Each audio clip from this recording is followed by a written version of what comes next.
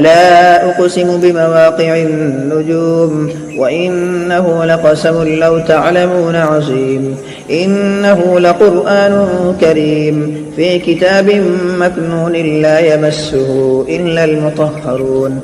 تنزيل من رب العالمين أفبهذا الحديث أنتم مدهنون وتجعلون رزقكم أنكم تكذبون فلولا إذا بلغت الحلقوم وأنتم حينئذ تنظرون ونحن أقرب إليه منكم ولكن لا تبصرون فلولا إن كنتم غير مدينين ترجعونها إن كنتم صادقين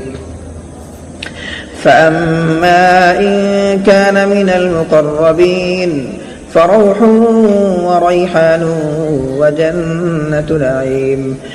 وأما إن كان من أصحاب اليمين فسلام لك من أصحاب اليمين وأما إن كان من المكذبين الضالين فنزل